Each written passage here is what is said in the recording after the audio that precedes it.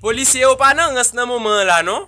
Pour qui ça? Depuis yo rasé yo prend la ria là, même nèg k'ap pousser bourrette après contravention.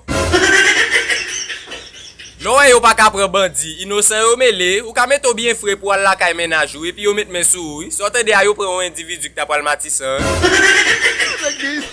Jean ouais commissariat yo kon plein moto a. Ko ça la kay police yo gen moto tout. Si wala ka on police la, après c'est moto qui fait cabane, moto qui fait table, moto qui fait canapé, moto qui fait chaise.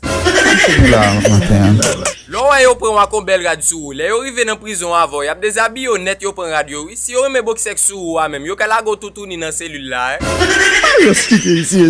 Kounya le un policier a mando pièce ou c'est tant que son inscription, il mando carte électorale, fiche philo, fiche 9e, il mando acte de naissance ou ba l'original là li arrêto parce qu'on pas ba le photocopie. Oui. Ou ka ouais un policier en civil a ko bel jacket sous li, qui bon ça, sou vol elle prend lui. C'est grave oui. Si yo prend un chef gang là et puis yo prend un iPhone 14 nan men, regardez depuis dans commissariat, commissaire a fait vidéo et puis inspecteur a fait photoshoot.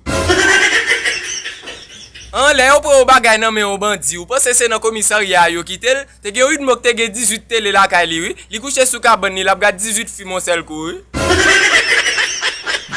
Yo tout déjà mal touché. Lo yo prend $30,000 nan men on volé. Tout nan bakop la ap séparé. Police la campé on casse nan tête li, mais l'on gen zam ni nan men, li pil ke 15,000 gouttes bien serré nan fok de elle.